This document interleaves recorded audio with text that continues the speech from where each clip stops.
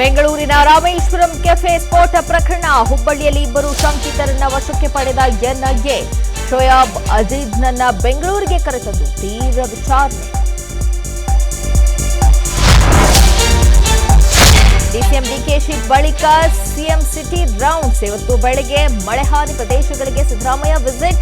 ನಗರದ ಹಲವು ರಾಜ್ಯ ಕಾಲುವೆ ಪರಿಶೀಲನೆ ಮಾಡಲಿರೋ ನಾಡದೊರೆ.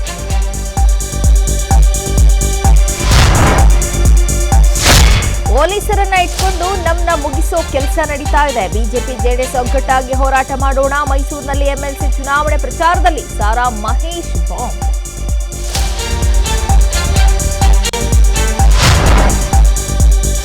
ರಾಯಚೂರಿನಲ್ಲಿ ಅನಧಿಕೃತ 43 ಕೋಚಿಂಗ್ ಸೆಂಟರ್ಗಳಿಗೆ ಶಾಕ್. ಮಕ್ಕಳಿಗೆ ಮನೆಯಲ್ಲೇ ಪಾಠ, ಅಲ್ಲೇ ವಸತಿ ವ್ಯವಸ್ಥೆಗೆ ಬ್ರೇಕ್.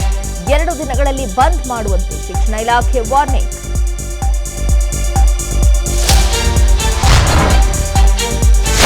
ಐಪಿಎಲ್ ಫೈನಲ್ ಪ್ರವೇಶ ಮಾಡಿದ ಕೋಲ್ಕತ್ತಾ ನೈಟ್ ರೈಡರ್ಸ್. ಎಸ್ಆರ್ಎಚ್ ವಿರುದ್ಧ ಕೆಕೆಆರ್ಗೆ 8 ವಿಕೆಟ್ಗಳ ಭರ್ಜರಿ ಜಯ. ಇವತ್ತು ಆರ್ಸಿಬಿ ವರ್ಸಸ್ ಆರ್ಆರ್ ನಡುವೆ ಮಹತ್ವದ ಪಂದ್ಯ.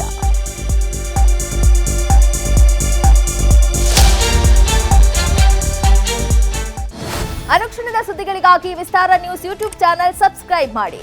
ಹೊಸ ಸುದ್ದಿಗಳ ನೋಟಿಫಿಕೇಶನ್ಗಾಗಿ ಬೆಲ್ ಐಕಾನ್ ಕ್ಲಿಕ್ ಮಾಡಿ. ಲೇಟೆಸ್ಟ್ ಅಪ್ಡೇಟ್ಸ್ಗಾಗಿ www.vistaranews.com ವೆಬ್ಸೈಟ್ಗೆ ವಿಸಿಟ್ ಮಾಡಿ. ಅಂಗೈಯಲ್ಲೇ ಜಗತ್ತಿನ ಸುದ್ದಿ ತಿಳಿಯಲು ವಿಸ್ತಾರ ನ್ಯೂಸ್ ಕನ್ನಡ ಆಪ್ ಡೌನ್ಲೋಡ್ ಮಾಡಿ.